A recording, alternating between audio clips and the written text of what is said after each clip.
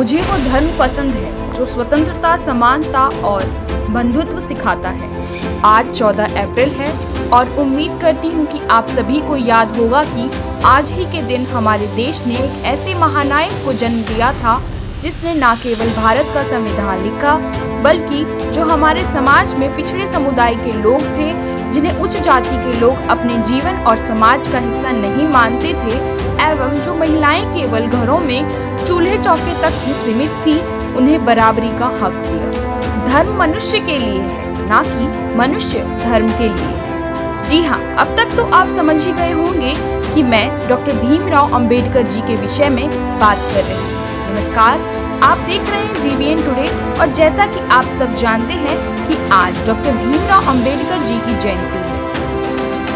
आगे बढ़ने से पहले चैनल को सब्सक्राइब कर लीजिए और बेल आइकन को दबाना बिल्कुल भी मत भूलिएगा। और जैसा कि हमने अपनी पिछली वीडियो में आप सभी को बताया था कि हम हमारे देश के ऐसे ही महानायकों के ऊपर सीरीज ला रहे हैं, तो अगर आपने अभी तक हमारी लास्ट वीडियो नहीं देखी है तो आई बटन पर क्लिक करके आप उस वीडियो को भी देख लीजिए। तो चलिए आज की ये वीडियो शुरू करते हैं। भारत को संविधान देने वाले महान नेता डॉक्टर भीमराव अंबेडकर का जन्म 14 अप्रैल 1891 को मध्य प्रदेश के एक छोटे से गांव महू में हुआ था।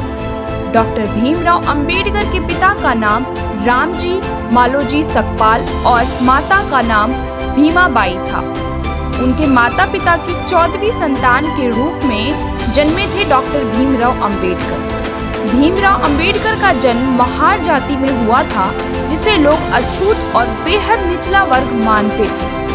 बचपन में भीमराव अंबेडकर के परिवार के साथ सामाजिक और आर्थिक रूप से गहरा भेदभाव किया जाता था। भीमराव अंबेडकर के बचपन का नाम रामजी सकपाल था। अंबेडकर के पूर्वज लंबे समय तक ब्रिटिश ईस्ट इंडिया कंपनी के सेना में कार्यरत थे। उनके पिता ब्रिटिश भारतीय सेना की माओ छावनी में सेवा में थे। भीमराव के पिता हमेशा ही अपने बच्चों की शिक्षा पर जोर देते थे। भीमराव अंबेडकर संस्कृत पढ़ने के इच्छुक थे, परंतु छुआछूत की प्रथा के अनुसार और निम्न जाति के होने के कारण वे संस्कृत नहीं पढ़ सकते थे। परंतु ऐसी विडंबना थी कि विदेशी लोग संस्कृत पढ़ सकते थे। भीमराव अंबेडकर जीवन में अपमानजनक स्थितियों का सामना करते हुए डॉक्टर भीमराव अंबेडकर ने धैर्य और वीरता से अपनी स्कूली शिक्षा प्राप्त की और इसके बाद कॉलेज की पढ़ाई की। जब उन्होंने मैट्रिक की परीक्षा पास की थी तो उनकी इस बड़ी सफलता से उनके पूरे समाज में एक खुशी की लहर दौड़ गई थी, क्योंकि तब के समय में मैट्रिक पास होना बहुत बड़ी बात होती थी और अछूत का मैट्रिक पास होना तो और भी आश्चर्यजनक एवं बहुत महत्वपूर्ण बात थी। इसलिए मैट्रिक परीक्षा पास होने पर उनका एक सार्वजनिक समारोह में सम्मान किया गया। इसी समारोह में उनके एक शिक्षक कृष्णा जी अर्जुन केशुलकर ने उन्हें अपनी लिखी हुई पुस्तक गौतम बुद्ध की जीवनी भेंट की। श्री केशुलकर एक मराठा जाति के विद्वान थे। डॉक्टर भीमराव अंबेडकर ने 1915 में कोलंबिया विश्वविद्यालय से अर्थशास्त्र में MA की शिक्षा ली। 1917 में PhD की उपाधि प्राप्त की। National development for India analytical study विषय पर उन्होंने शोध किया। 1917 में ही लंदन स्कूल ऑफ इकोनॉमिक्स में उन्होंने दाखिला लिया, लेकिन साधन के अभाव के कारण वे अपनी शिक्षा पूरी नहीं कर पाए। कुछ समय बाद लंदन जाकर लंदन स्कूल ऑफ इकोनॉमिक्स से अधूरी पढ़ाई उन्होंने पूरी की। इसके साथ साथ MSc और बार एट लॉ की डिग्री भी प्राप्त की। अपने युग के सबसे ज्यादा पढ़े लिखे राजनेता एवं विचारक थे। भीमराव अंबेडकर ने कुल 64 विषयों में मास्टर्स किया था।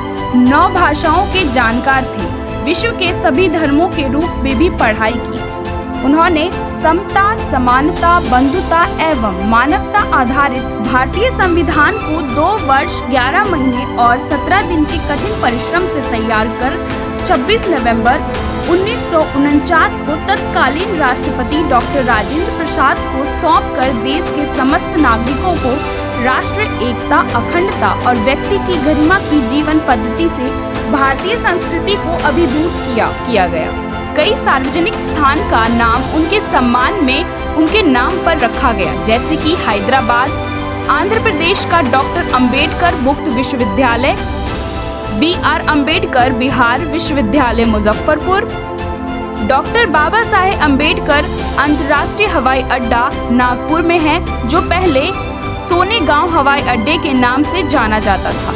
अम्बेडकर का एक बड़ा आधिकारिक चित्र भारतीय संसद भवन में प्रदर्शित किया गया। इन महानायकों के बारे में जब हम बात करते हैं तो हमारे जो शब्द होते हैं वो कम पड़ जाते हैं, क्योंकि जो इनकी उपलब्धियां हैं वो हम गिनते गिनते थक जाएंगे, लेकिन उपलब्धियां खत्म नहीं होगी। उम्मीद करती हूँ कि आपको ये वीडियो अच्छी लगी होगी।